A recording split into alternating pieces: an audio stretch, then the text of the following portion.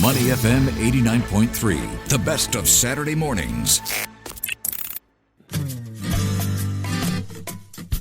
Singapore Homebrew on Money FM 89.3.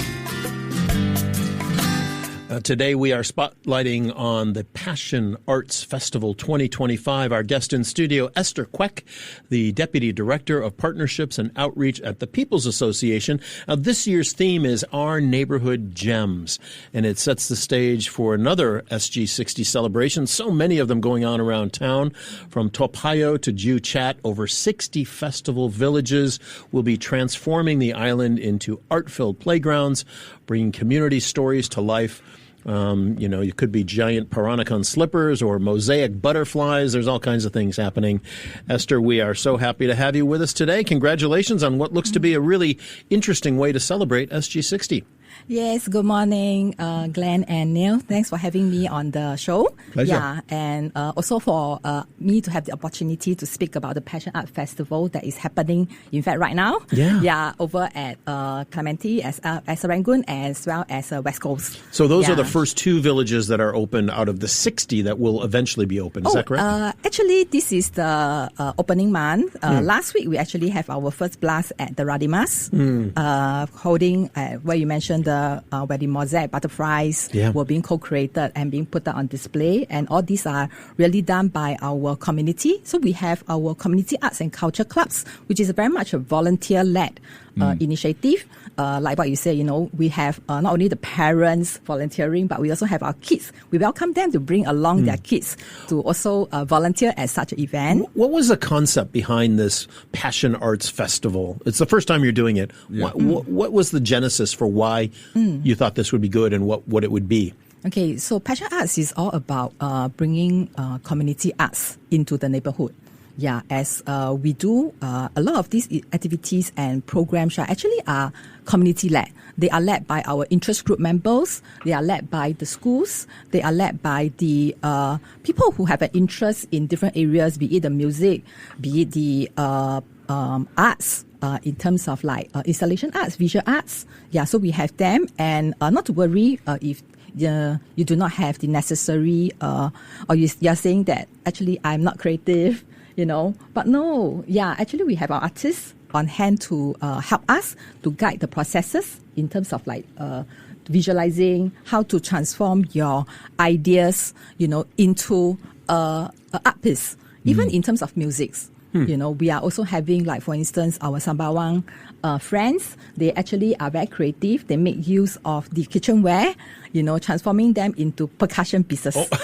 Brilliant. Yeah, correct. Brilliant. Yes. So just to clarify, so this is your 13th edition, but this is a special SG60 celebration. Right. You've got 60 festival villages across Singapore from July until September, right? And the theme is Our Neighborhood Gems.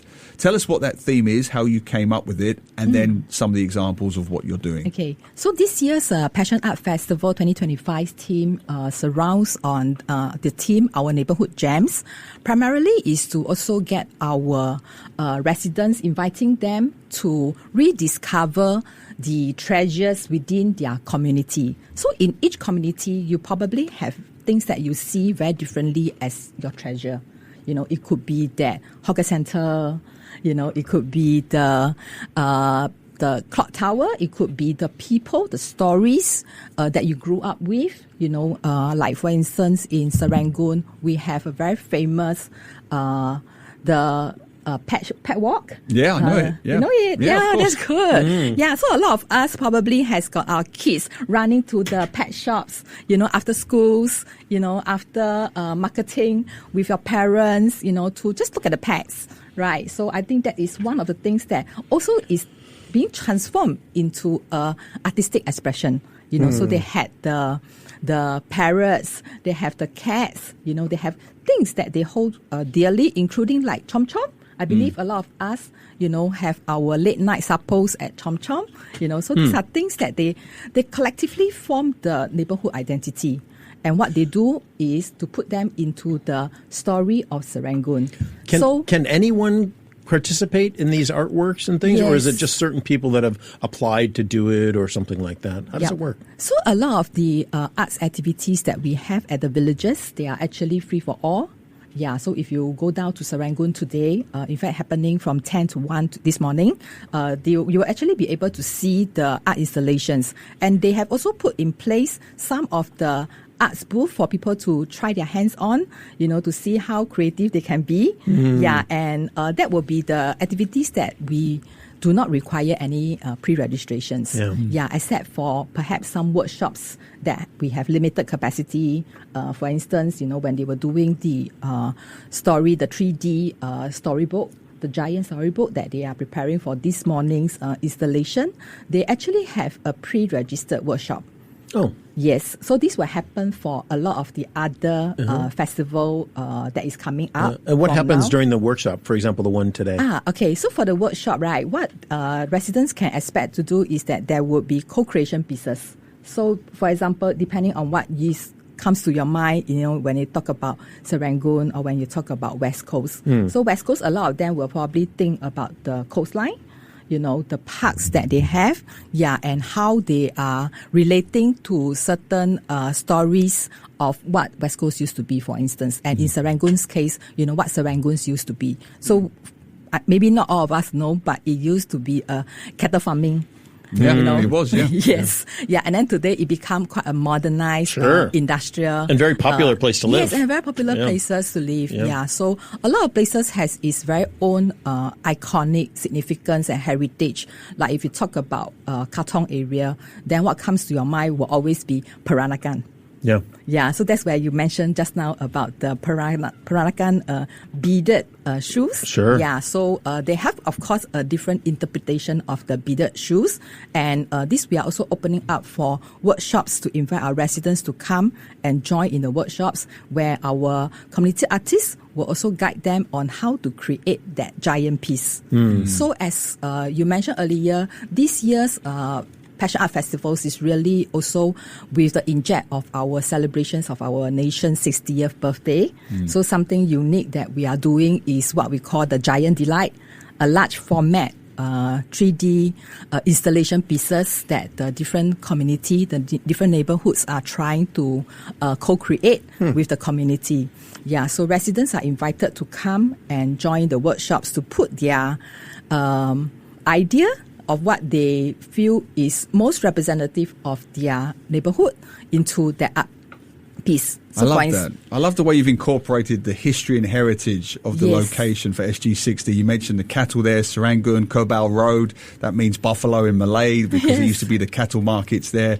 So I think that's fabulous. And I like the way you've picked out key icons. The Topayu Dragon Playground, which is on the cover of one of my books, and the Bukit Timah Railway Corridor, just to pick those two. Tell us about what you're doing there, because they're very popular, iconic places in Singapore. So take, for instance, the Bukit Timah Railway. I think a lot of us knows that it used to be a railway track. You used to have the rails, the trains passing by. Sure, the KTM and you will hear trains. the sound.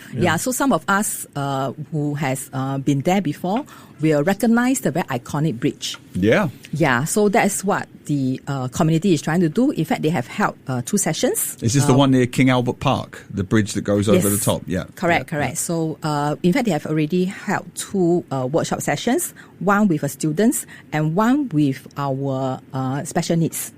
Yeah, to also get them involved in as part of the community, to co-create pieces that forms that train, which will be also presented at the Bukit Timah Passion Art Festivals later part in the month. Yes. And the Topayo one, what are you doing with the Dragon Playground? So the Dragon Playground is really not only people who stays in Topayo would have recognized it. I think a lot of us who have recognized it is quite representative of Singapore.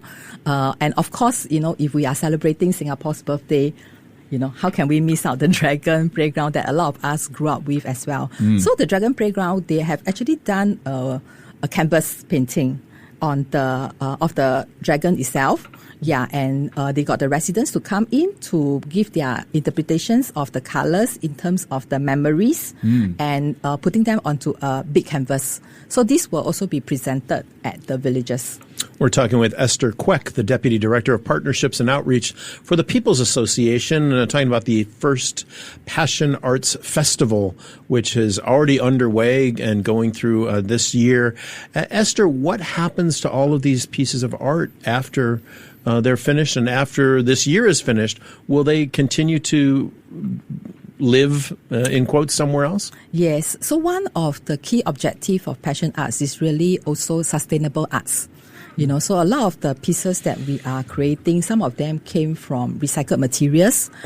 Others are also being reused in subsequent installations or display. So for example, some of these installations that just now you heard about it, right? They will also be moving to more permanent locations thereafter. For example, the Peranakan shoes, so it's something that's very iconic. In fact, it will also function as a bench, for the community to sit on. Okay. Yeah, so this after the display at the Passion Art Village, they will also be moved to the community. Good. Yeah, to sustain further. In fact, they also try to make treatment to it so that we can further use it. And for those pieces that we that can be broken down further, they will actually be reused in other ways of the installation. So that is what we call upstaging or upcycling some of the pieces. And is that the same for most of your artworks? Like, for example, the big canvas of the Dragon Playground? I mean, I hope you're going to keep that and put that somewhere. Where's that going to go eventually? Okay, so there are a few places. In fact, for our neighborhood gems, the Giant Delight installations which we are creating as part of the celebrations, they will be, the first one will debut at the National Day Heartland celebrations on the 10th of August. So that's immediately after the National Day. So that's where we also bring together the communities within the district to celebrate the National Day. Sure. So that will be like one point of display, and subsequently it will roll to the other communities within the district itself. Would some of these eventually end up in like community centers? Yes, they will. As artworks there? Yes. Seems like a logical place to put them after they've toured around a bit. Yes, correct. So depending on the type of installation, so some of them will go to the community centers. Goodness, you okay? Take your time. I'm so excited about this festival. Drink some water. We're just talking here. Yep. We're having a chat with wonderful Esther, who's doing a terrific job. Esther Queck, Deputy Director, Partnership and Outreach for the People's Association. The first Passion Arts Festival Village kicking off today. But you're not missing a thing because it's on until September. 60 festival villages across Singapore. Yes, so for people who wish to find out more details about these Passion Arts Festival villages, we also welcome them to follow our social handles, Passion Arts, PASSION, ARTS SG, Passion Arts SG. Yeah, so there will be more details that we can share with you. And of course, we welcome every one of you to join in if you have an interest to celebrate arts, to create arts. It doesn't matter where you are because we do have more than 60 such Passion Arts villages, and also on regular basis, we have our community arts and culture clubs that you can look out for activities that they are bringing to the community for people to try their hands on. That could be very interesting. There's no reason to sit at home. Exactly, yeah. And a lot of them who have their first experience in Passion Arts activities, right, do find it very therapeutic. Yeah, as what some of our residents and told a good us. chance to meet friends from the neighborhood that either they know already or that they maybe haven't met yet. So yes, correct. Some of them also realize that, actually you stay in the same block. Right. Probably that happens a lot, I'm guessing. Exactly. Remind us which festival villages are open this weekend? There's two, right? So we have the Serangoon one that is happening at Serangoon Avenue 4 right now.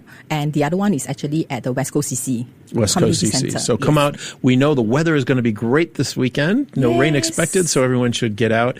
And like you say, if not, get on the social media, Passion Arts Festival. I assume they can find out through the People's Association as well? Yes, correct. Great. Yeah. Esther Queck, Deputy Director of the People's Association for Partnerships and Outreach. Thanks for being with us today. Good luck with your festival.